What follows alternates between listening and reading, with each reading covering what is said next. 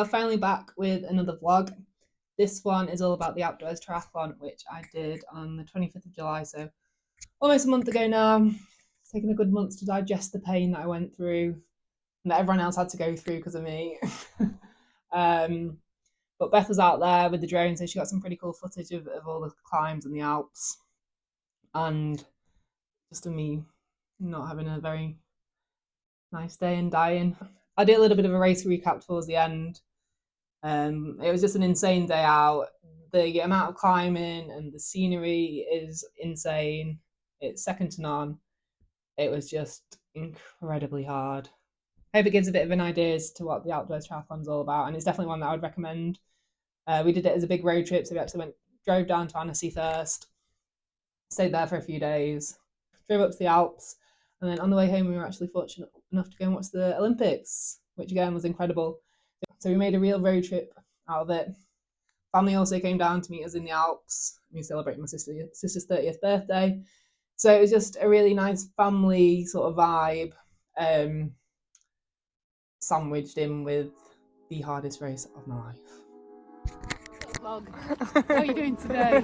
Here we are up Alpe D'Huez. Having our sandwiches for our dinner. And now we are looking at the Alpe D'Huez finish line. Woo. And now we're going to find the cremerie.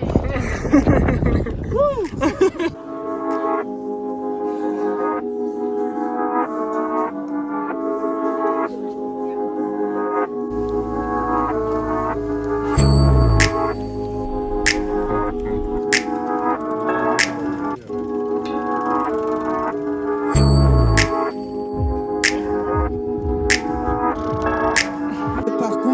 Rappelez que la première grosse bouée blanche verticale, la toute première que vous allez voir. And we need your voice, we need your energy.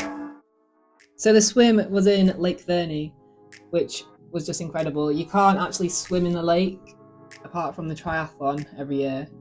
I knew at this point that it was going to be the coolest that I would be all day because the temperatures hit about 38 degrees. It was a little bit manic though, if I'm honest. So it wasn't a mass start, it was a rolling start. But there were only 3 boys out. So the course is like 2.3k, just over 2.3k, so about 2.4k. And there is literally a boy when you get in, a boy like a k down the lake, one across, and then that one back. So it was just an absolute free-for-all when you first get in. And because of how condensed it was very hard to sort of maneuver past people. Considering my lack of swimming over the past 4 months, I did pretty well. I did all right. I think I averaged 1:36 pace, which I was more than chuffed with.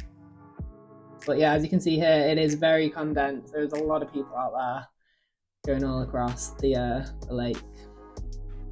And then it was onto the bike, where you sort of have the first switchbacks coming straight out of the lake, and this is a really fast section. This bit was fun. It was after this bit, the first Col de la Mort, Col of Death, which I think my soul is still there.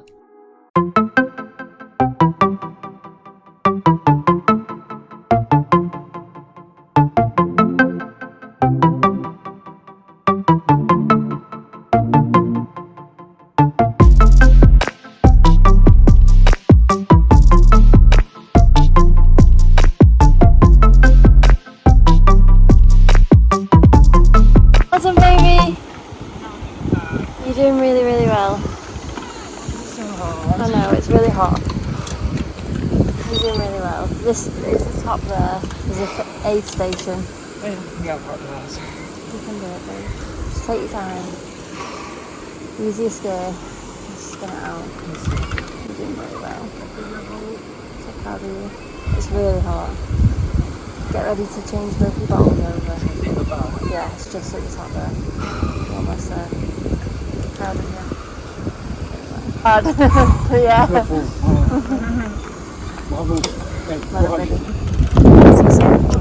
you. You're doing really well. Hot. So after a few more pep talks from Beth, I carried on. But I mean, there were a good 3 or 4 stops after that, and I was just so done.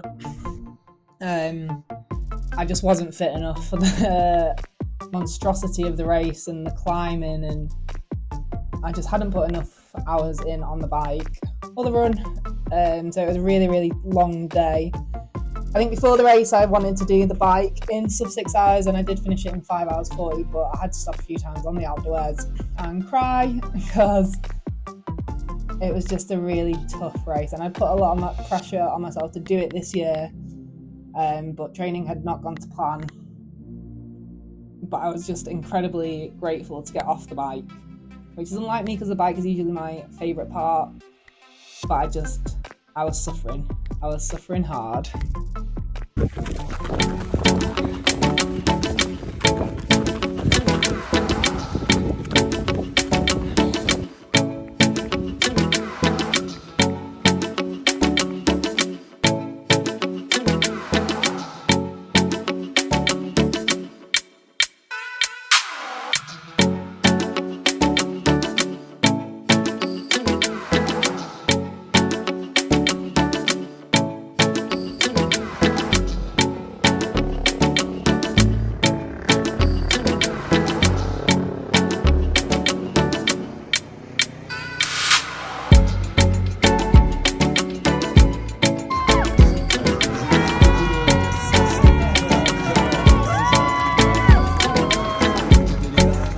Félicitations, 8h23 d'effort. So that was the Alpe D'Huez Triathlon. The run was at the top of the Alpe D'Huez. It's 1,900, well, I think 1,800 meters above sea level. So the altitude was, I didn't think it'd be a problem, but I just couldn't run very fast. It was very much a run walk. It didn't take me 2 hours, but it took me very close to 2 hours to get it done. It was 3 laps. It's a lot of trails. They do say that you can wear road shoes. I did wear road shoes and I was okay, but it's traily. It's quite technical. You run down a big 20% airport runway at one point, and then you've got to run through like a crazy golf course, and it's 3 loops of that. So it's hilly. It's like 400 meters elevation just for the run. So a certain element of fitness I think is required. I'll put a little bit of my training stats. I did this for sentimental reasons, as my dad used to love cycling around the Alps. It was his favourite place to go with my mum. And this year marked 20 years since he passed away. So I just wanted to do something in memory of him. And when I started triathlon 4 years ago, the Alpe D'Huez was sort of my creme de la creme. It was my bucket list race. It was one that I've always wanted to do. And I felt like a few training years behind me, I'd be able to do it. Now, obviously, I've opened up a gym this year, and I was still tennis coaching, so life was just a lot leading into this. It was hard. I would have enjoyed it more if I'd felt fitter. But whereas I'm quite strong on a bike, I was not. And I just started going backwards halfway up the first climb, and it was just a mental.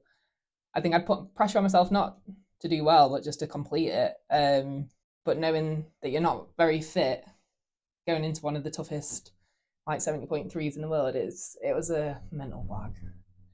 Obviously super chuffed to have completed it. It was just a relief when I finished. It was great to have my sister out there, my mum, my little niece, and James, and Beth, obviously. Because of the sentimental strings to it, I was quite emotional. Once I got onto the run that I'd be able to complete it, no matter how slow or long it took. But it was it was just a bit of a mess throughout it all. Very glad that it's over. Very glad that I've managed to tick it off this year. All in memory of my dad. And I think it could have gone 2 ways. So I could have either been like, oh my God, I'm never doing another triathlon again. But it's actually done the opposite. And I feel quite motivated now to actually do some training. So that is the plan going forwards. Overall, Alpe D'Huez Triathlon, as I said, it was a massive bucket list race for me, and I'm really glad that I've done it. I'm not sure I would ever do it again at the moment. It's still been a month, and I'm still not sure. I would definitely go over there to do cycling and have a training over there, but it's tough. Yeah, overall, great race. Good day out. Good day out. You pass over there, you take the glass. Say hi to the vlog. Hi, Max. Hey. Oh.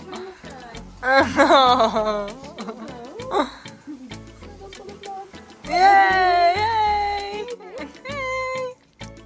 Hi! What did you think of the Alpe D'Huez The race was triathlon? very hot for us.